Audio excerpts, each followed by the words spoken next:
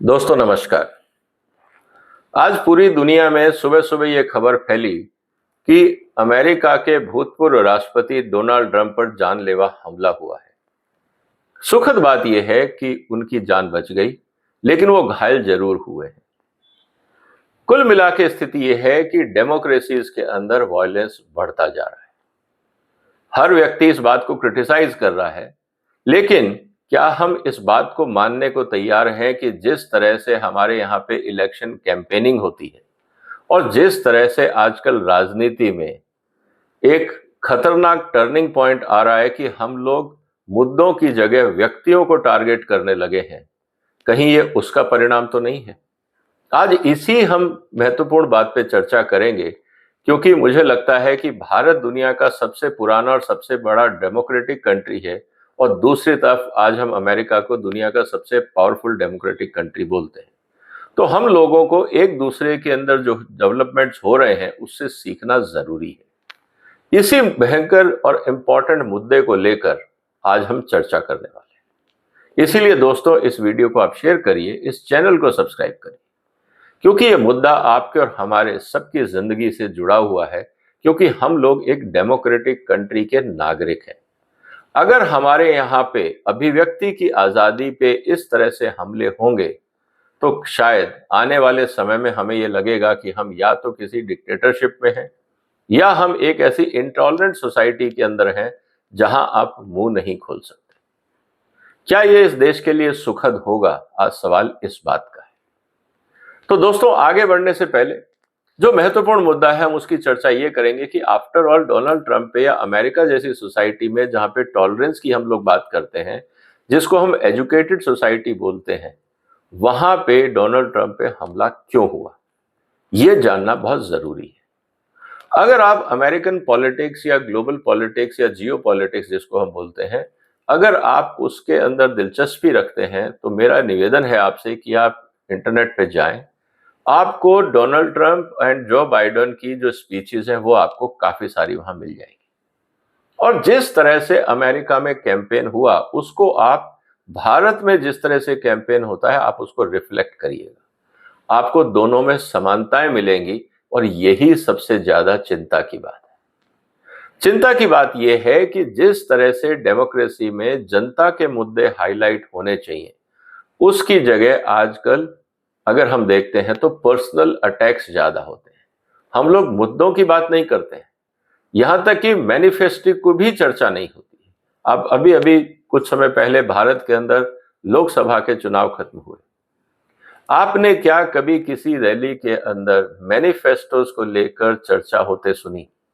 जरा सोचिए अपने आप को बारे में। हिंदुस्तान में जितनी भी पॉलिटिकल रैलीज हुई वहां पे एक दूसरे को टारगेट किया गया, मुद्दों की बात नहीं हुई। एजेंडा नहीं था कि देश की जनता के लिए या समाज के लिए या देश की तरक्की के लिए हम क्या करने वाले। या तो एक तरफ रैली ये होती थी कि पर्सनली आप किसी को अटैक करिए और उसको डीमीन करिए कि आदमी खराब क्यों है, ये आदमी भ्रष्ट क्यों है। एक तरफ तो आप उस मुद्दे पे फोकस करिए, और अगर आपके पास वो मुद्दा भी नहीं है तो आप पर्सनल अटैक करिए और उन शब्दों का इस्तेमाल करिए जो किसी भी सभ्य समाज के लिए उचित नहीं है। और ये सिर्फ मुद्दा इलेक्शन रैली तक नहीं है। किसान आंदोलन देख लीजिए, बाकी आंदोलन देख लीजिए, जब वहां उनके पास मुद्दे नहीं होते तो किस तरह की भाषा का इस्तेमाल होता है। यही कुछ अमेरिका में भी देखने को मिल रहा है। तो सवाल इस बात का है कि क्या भारत और अमेरिका या दुनिया की जितनी भी डेमोक्रेसीज है, क्या हम लोगों का स्तर गिर रहा है? जैसे जैसे समाज में एजुकेशन बढ़ रही है, प्रॉस्पेरिटी बढ़ रही है, मानसिक रूप से क्या हम विक्षुब्ध होते जा रहे हैं? क्या हमारा टॉलरेंस लेवल कम होता जा रहा है? आफ्टर ऑल ये क्यों हो रहा है, ये भी सोचने और समझने की बात है। पहले मैं रिफ्लेक्शन दूंगा कि अमेरिका की रैलीज में क्या हुआ। आप अगर पुराने भाषण उठा के देखें अमेरिका की रैली में, तो वहां क्या होता था? वहां पे टारगेट ये होता था, क्योंकि वो प्रेसिडेंशियल इलेक्शन है, एक हिसाब से वहां पे व्यक्ति को जनता चुनती है। हमारे यहाँ तो पार्लियामेंट्री सिस्टम है जहाँ पे आप एमपी चुनते हैं और एमपी अपना नेता चुनता है और वो नेता फिर प्रधानमंत्री बनता है। लेकिन अमेरिका के अंदर सबसे इंपॉर्टेंट चीज ये है कि जनता खुद राष्ट्रपति चुनती है और बाकी चुनाव अलग होते हैं। इसीलिए अमेरिकन राष्ट्रपति को सबसे पावरफुल व्यक्ति माना जाता है दुनिया में, क्योंकि अमेरिका एक तो दुनिया का सबसे पावरफुल देश है और वहां की जनता जब अपना लीडर खुद चुनती है तो निश्चित रूप से वो दुनिया का सबसे पावरफुल नेशन जो व्यक्ति है वो बन जाता है। इसीलिए अमेरिकन प्रेसिडेंट बहुत इंपॉर्टेंट रोल प्ले करता है पूरी दुनिया की राजनीति में और डेवलपमेंट एजेंडा में। ये बात हमें समझनी होगी। दूसरा जो सबसे इंपॉर्टेंट मुद्दा यह है कि अगर आप रैली में देखें, वहां के भाषणों में देखें, वहां के बैनर्स देखें, यहां तक कि जो वोटर्स या समर्थक अगर आप ये देखें प्ले कार्ड लेके रैलीज में आते हैं, उन पे क्या लिखा होता है? वहां पे सीधा पर्सनल अटैक होता है, मुद्दे नहीं होते वहां पे। सवाल इस बात का है कि अमेरिका में भी, जिसको हम एजुकेटेड सोसाइटी बोलते हैं, वहां पर्सनल अटैक की जरूरत क्यों हुई? क्या वहां पे भी मुद्दे खत्म हो गए हैं? सवाल इस बात का है। हिंदुस्तान में भी क्या मुद्दे खत्म हो गए हैं जब हम पर्सनल अटैक करते हैं? और अटैक का लेवल तो यहां तक कि आपने देखा होगा कि किसान आंदोलन में मर जा मोदी तक के नारे लगे और उसको किसी पॉलिटिकल पार्टी ने अपोज नहीं किया। किसी ने ये नहीं कहा कि ये घटिया हरकत बंद होनी चाहिए। भारत के चुने हुए प्रधानमंत्री के खिलाफ इस तरह के शब्दों का इस्तेमाल नहीं होना चाहिए।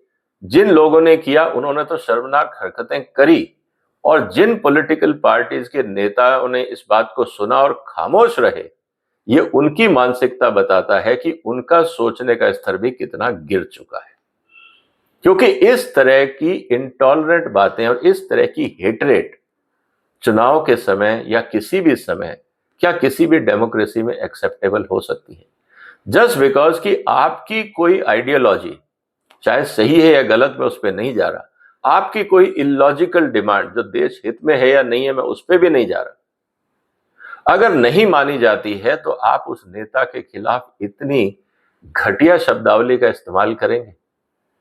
और उसके बाद जो पढ़े लिखे हमारे राजनेता हैं वो खामोशी बनाए रखेंगे।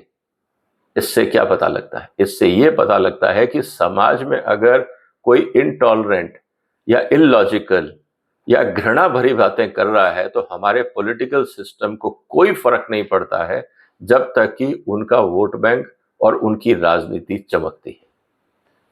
क्या यह डेमोक्रेसी के लिए अच्छा है? और इसी का आउटकम है ट्रंप पे हमला। अमेरिका भी कोई हमसे अलग नहीं है। अगर आप वहां की भाषण देखें, वहां के आप टीवी डिबेट्स देखें, जिस तरह से वहां पे लोग पोस्टर्स बना रहे हैं या सोशल मीडिया पे जिस तरह की कैंपेनिंग हो रही है, वहां पे भी अगर हम ये कहूं कि इंटॉलरेंस और हेट्रेड कम नहीं है। तो सवाल इस बात का है कि दुनिया का सबसे पढ़ा लिखा, सबसे समृद्ध देश, वहां की डेमोक्रेसी और दुनिया की सबसे पुरानी और विशाल डेमोक्रेसी जहां पे गरीबी भी है, अगर दोनों के सोचने का स्तर इस तरह से गिर रहा है तो क्या ये डेमोक्रेसी के लिए सही दिशा है या खराब दिशा है? और आउटकम ये होता है कि अमेरिका में गोली चली और मोदी की रैली में लोगों ने पत्थर फेंके या जूते फेंके। शायद उनके पास हथियार नहीं थे या हमारी सुरक्षा एजेंसीज थोड़ी ज्यादा अलर्ट थी और हथियार हमारे यहाँ पे अलाउड नहीं है, क्योंकि हर आदमी के हाथ में बंदूक का लाइसेंस नहीं हो सकता जैसा अमेरिका में है। अगर हम इस बात को नहीं समझ पा रहे हैं तो शायद ये दुनिया भर के जो पॉलिटिशियंस हैं उनके लिए सोच का विषय है। क्योंकि आज हमला डोनाल्ड ट्रंप पे हुआ है। सवाल ये है कि क्या डोनाल्ड ट्रंप के ऑपोजिट जो लोग खड़े होंगे, क्या उन पे हमला नहीं हो सकता? आज जो लोग मर जा मोदी के नारे लगा रहे हैं, क्या ऐसा ग्रुप या ऐसा समाज नहीं हो सकता जो अपोजिशन लीडर्स के लिए यही नारे लगाए? सवाल इस बात का है कि इस गिरते हुए स्तर को रोका कैसे जाए। तो सबसे पहला मुद्दा तो दोस्तों मुझे लगता है कि जितने भी पॉलिटिकल लीडर्स हैं उनको एक कोड ऑफ कंडक्ट अपनाना चाहिए, चाहे वो संसद में पास करें या एक नॉर्म्स बनाएं कि हम किस लेवल की भाषा का इस्तेमाल कर रहे हैं और उसमें सुधार कैसे हो। हम पार्लियामेंट्री लैंग्वेज की बात करते हैं, लेकिन पार्लियामेंट्री लैंग्वेज में भी हमने देखा कि अक्सर लोग अपने शब्दों के ऊपर मर्यादा का ध्यान नहीं रख पाते और खामियाजा देश को शर्मसार होकर देखना पड़ता है कि हमारे संसद में किस लेवल के और किस मानसिकता के लोग पहुंच चुके हैं, क्योंकि वो समाज का ही आईना है। इसका मतलब इस तरह के घटिया स्तर की चर्चाएं जो समाज में होती हैं आज वो संसद में भी होंगी। भारत के चुने हुए जो प्रधानमंत्री या मंत्री हैं या राष्ट्रपति हैं, उनके खिलाफ इस तरह के शब्दों का इस्तेमाल चाहे वो कोई भी पॉलिटिकल लीडर हो करता है तो इससे उसकी मानसिकता पता लगती है, लेकिन उससे ज्यादा उन लोगों की भी मानसिकता पता लगती है जो खामोश रहते हैं। अमेरिका में जो हमला हुआ वो अत्यंत दुर्भाग्यपूर्ण है और पूरे देश की डेमोक्रेसी के लिए एक चैलेंज है, एक वार्निंग है कि हमें अपने कंडक्ट को कैसे रखना होगा। आप राष्ट्रपति हैं, बहुत अच्छी बात, लेकिन आपके शब्दों की मर्यादा क्या होगी। आप विपक्ष के नेता हैं, बहुत अच्छी बात है, आपको हक है रूलिंग पार्टी को क्रिटिसाइज करना, उसको उसके नेता को क्रिटिसाइज करना, लेकिन क्या शब्दों की मर्यादा गिराई जाएगी? क्योंकि दुनिया में और समाज में ऐसे बहुत सारे लोग हैं जो आपको फेस वैल्यू पे लेते हैं।